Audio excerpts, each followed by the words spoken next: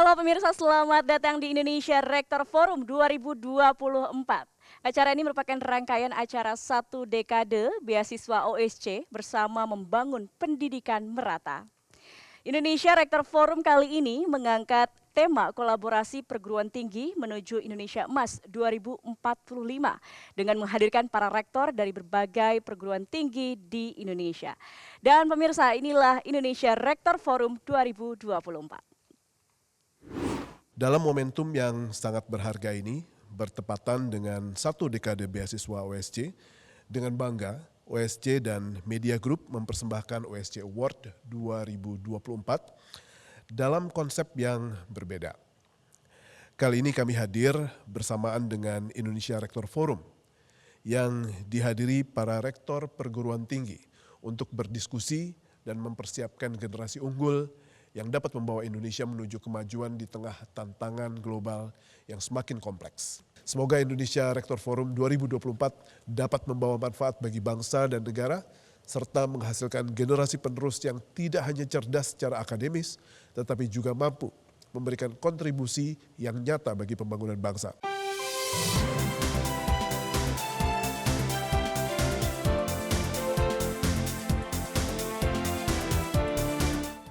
Kita mempunyai sistem pendidikan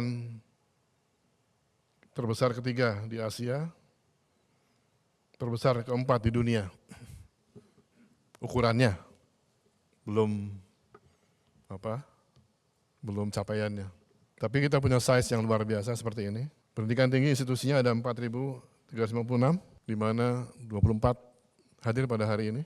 Sudah kita ketahui bersama bahwa memang ada megatrend dunia, 17 SDG yang harus dicapai kalau kita ingin survive pada tahun 2045 dan seterusnya.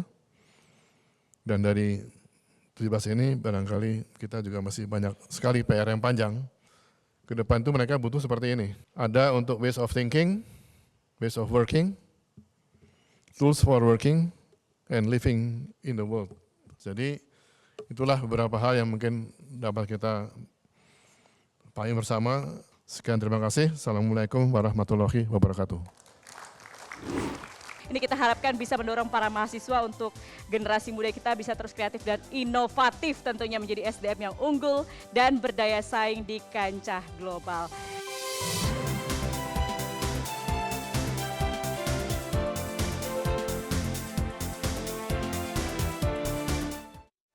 Indonesia Rector Forum 2024 terselenggara bersama dengan OSC Awards 2024 dan dengan tema kolaborasi perguruan tinggi menuju Indonesia Emas 2045. Dan forum ini akan menjadi kesempatan yang luar biasa dan sangat berharga bagi para rektor untuk berbagi pengalaman, pengetahuan, dan juga berdiskusi mengenai tantangan pendidikan tinggi di Indonesia untuk 2045.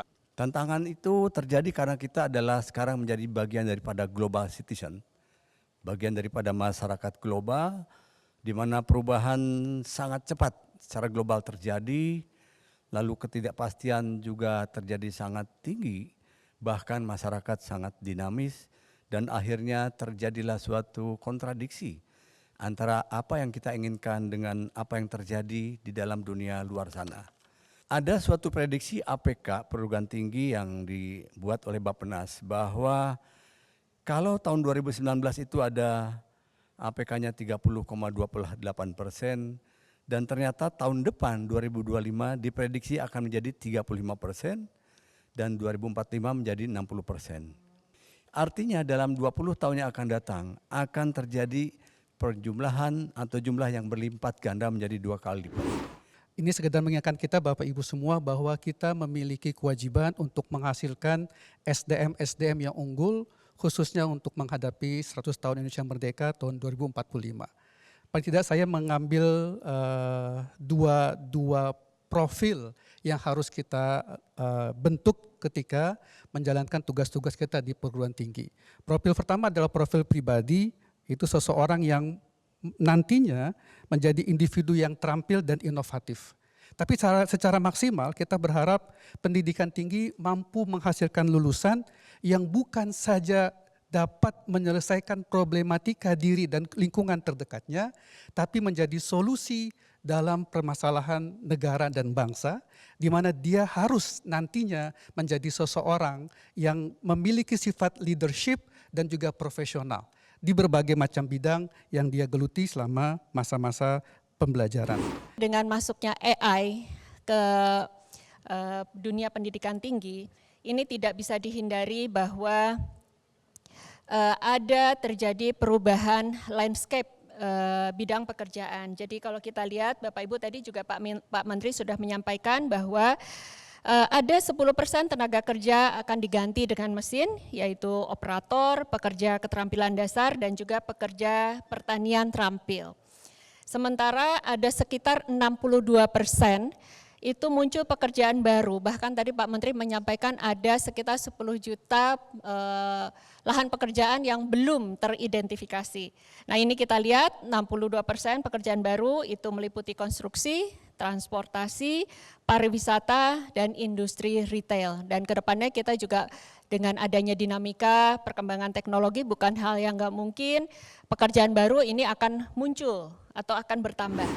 Sebagai bagian dari peningkatan APK, pemahaman terhadap peta ini menjadi penting. Karena sebenarnya peta lulusan SMA ini ada 4 kuadran. Sumbu Y itu prestasi akademik, sumbu X adalah tingkat ekonomi. Ini sering saya sampaikan di berbagai tempat. Lulusan SMA, pinter, kaya, itu yang ada bintang tadi, itu aman, nggak ada masalah. Yang kedua, kalau dia itu pinter tapi kurang kaya, kuadran 1, itu solusi sekarang sudah banyak. Banyak sekali beasiswa, termasuk mungkin beasiswa USC, ada beasiswa KIP dan sebagainya.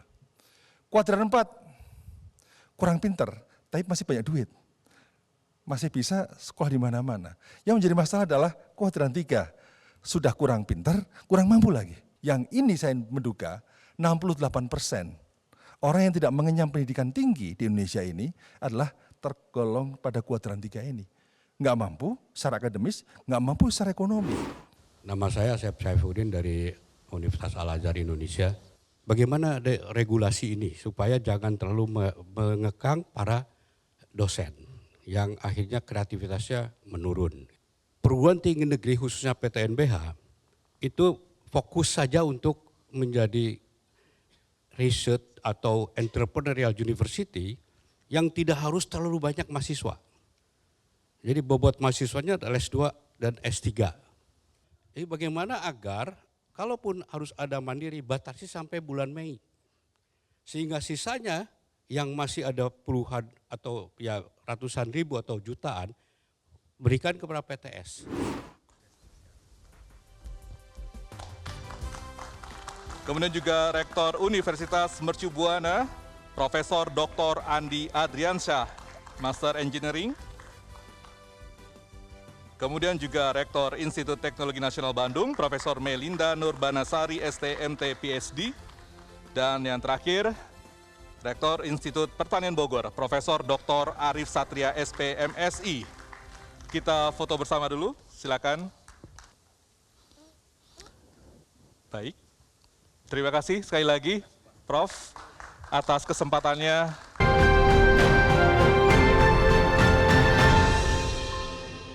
Didukung oleh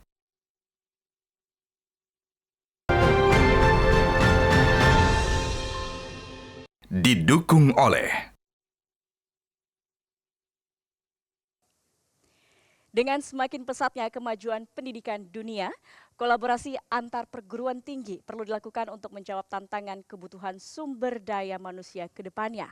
Melalui pendidikan tinggi, diharapkan lahir sumber daya manusia yang berkualitas, yang mampu bersaing di tingkat global.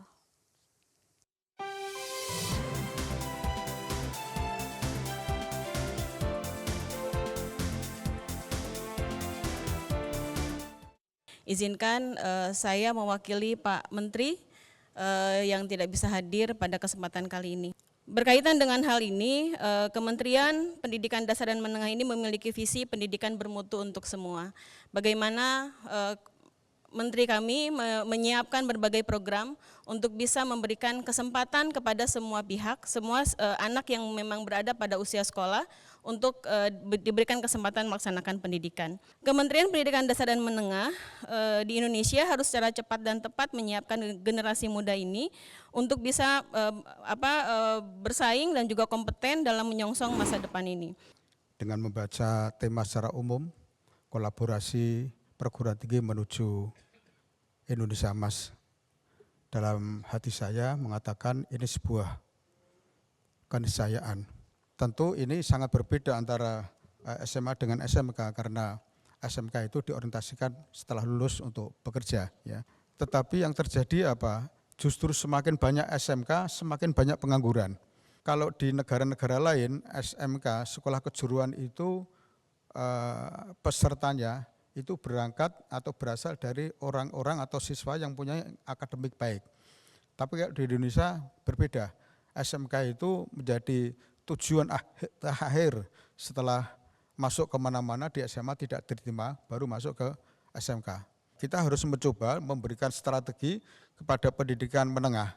Bagaimana mereka, ya, karena jumlah usia pendidikan menengah itu cukup banyak. Bagaimana mereka nanti setelah lulus itu punya minat untuk masuk di perguruan tinggi. Faktor-faktor ini berpengaruh langsung terhadap kualitas lulusan perguruan tinggi serta daya saing dari para pencari kerja. Tadi Prof sudah sampaikan bahwa output kita dalam praktek kan image itu tadi pemateri pertama dari bahwa image itu memilih perguruan tinggi itu masih pada perguruan tinggi negeri. Nah oleh karena itu saya sepakat tadi bahwa cara yang harus untuk mengatasi meminimalisasi ini adalah kita harus berpacu di dalam memperoleh akreditasi unggul. Baik institusi maupun prodi. Ya. Di UMI itu institusi sudah akreditasi unggul untuk reakreditasi kedua kalinya. Prodinya dari 60 sekian itu lebih 20-an ya, sekarang mungkin 25, 26 yang sudah masuk prodi unggul. Pendidikan adalah proses pengembangan potensi dan kompetensi anak. Oleh sebab itu evaluasi keberhasilannya harus seiring dengan proses pembelajaran. Kalau saya terjemahkan secara pragmatis, secara evaluasi adalah penilaian terhadap kualitas suatu program atau suatu proses. Yang mana evaluasi ini tidak seperti kita mengevaluasi barang yang bisa setelah selesai baru dievaluasi. Tetapi evaluasi pendidikan adalah evaluasi bertahap. Yang mana di ujung nanti rapor atau hasil yang diperoleh anak-anak merupakan kumpulan kumulatif dari penilaian-penilaian yang dilakukan selama proses pembelajaran. Indonesia mengharapkan siswanya mulai SD, SMP, plus SMA, itu kan 12 tahun. Mestinya kalau kurikulum baru diimplementasikan pada anak SD kelas 1, mestinya hanya berlaku pada anak itu. Karena ini sebuah proses perjalanan panjang untuk melihat profil lulusan dari sebuah produk kurikulum yang diimplementasikan. Sehingga lulusan SMA itu adalah lulusan dari kurikulum yang sedang diberlakukan. Nah ini kalau 10 tahun atau bahkan tengah perjalanan sudah di-cut, ini bagaimana kita melihat sebuah efektivitas dari perjalanan implementasi kurikulum itu. Silakan Pak Arief, pengawas Yayasan Surya Edukasi Bangsa, penghargaan sertifikat kepada Dr. Laksmi Dewi MPD, Kepala Pusat Kurikulum dan Pembelajaran Kementerian Pendidikan Dasar dan Menengah.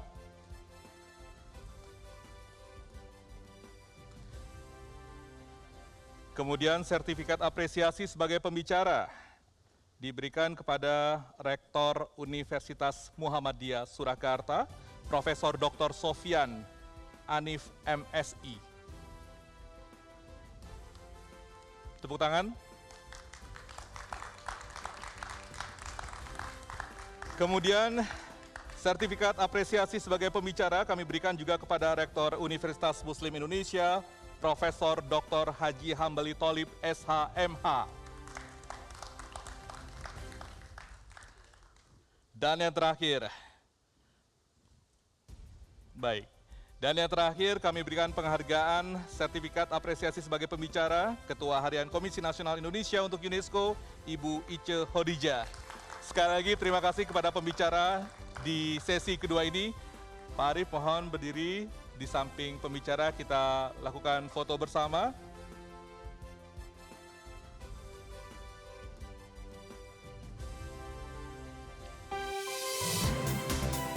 Indonesia Rektor Forum 2024 juga dihadiri oleh Dr. Laksana Trihandoko MSc selaku Kepala Badan Riset dan Inovasi Nasional atau BRIN.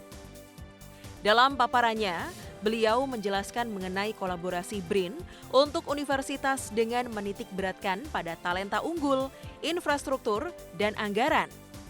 Kemudian acara ditutup dengan pemaparan kesimpulan dari moderator. Diharapkan kesimpulan tersebut dapat menjadi insight bagi para pemangku kebijakan serta universitas. Dan itulah kesimpulan yang kami peroleh dalam Indonesia Rektor Forum 2024 dalam sesi 1 dan sesi 2. Semoga bermanfaat.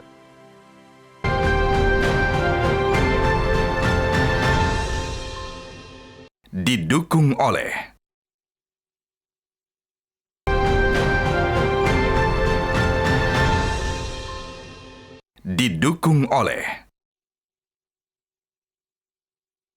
Pemirsa, Online Scholarship Competitions atau OSC telah memasuki usia 1 dekade. OSC merupakan salah satu bentuk upaya untuk mengurangi disparitas di dunia pendidikan dengan memberikan beasiswa S1 dan S2 di universitas favorit di Indonesia. Karena untuk menuju SDM unggul Indonesia maju, diperlukan pendidikan yang merata untuk seluruh putra-putri bangsa. Oke, baik, kita langsung undang saja perwakilan dari Sobat OSC, peraih beasiswa. Yang pertama kami undang Reynara Albert Pradana dari Universitas Kristen Maranatha. Boleh tepuk tangan Bapak Ibu? Lalu juga Kailan Akila Said dari Universitas Gajayana Malang. Dan Muhammad Akil Gunawan dari Institut Teknologi Nasional Bandung atau ITENAS diwakili oleh Rido Perkasa Bukit. Bapak-bapak, ini adalah perwakilan peraih beasiswa OSC 2024.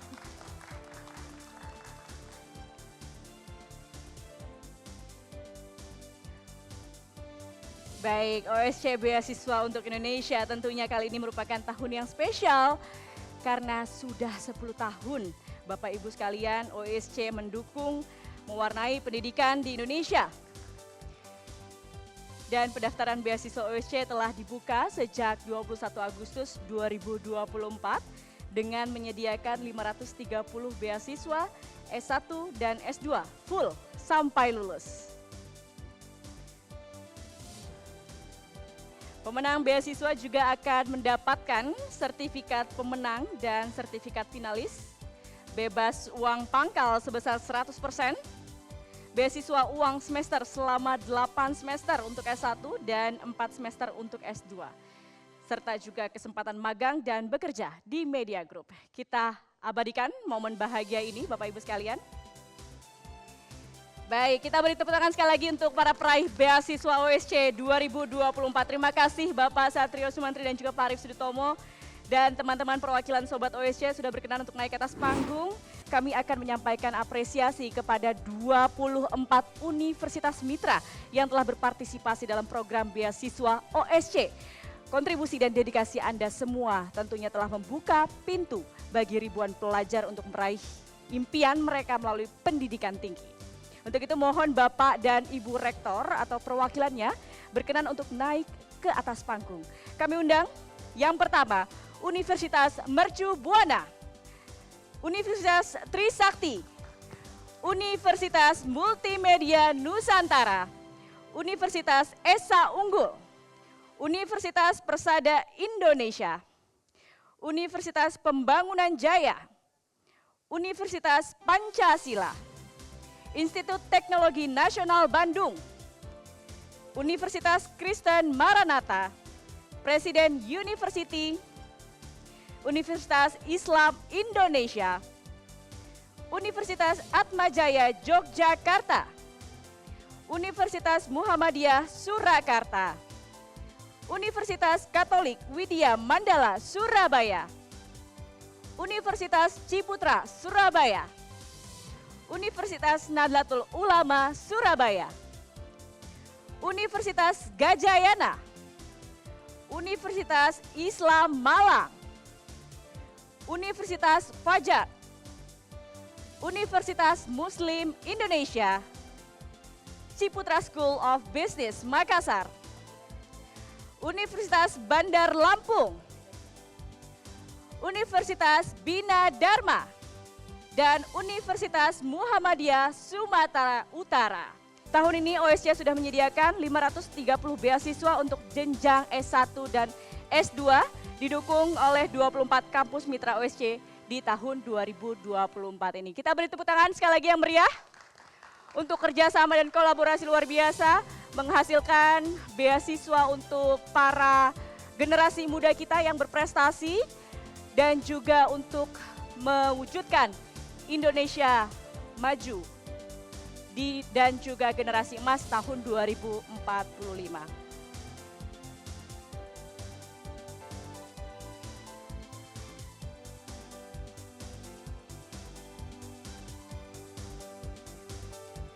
Kami informasikan kembali untuk para sobat OSC dari 24 kampus mitra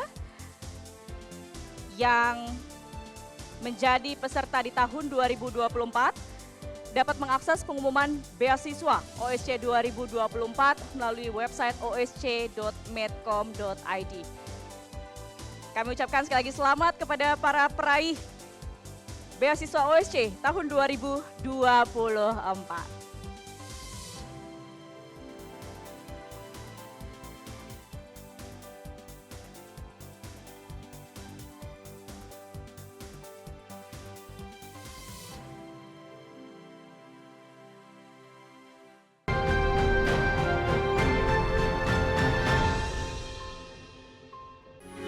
Metro TV.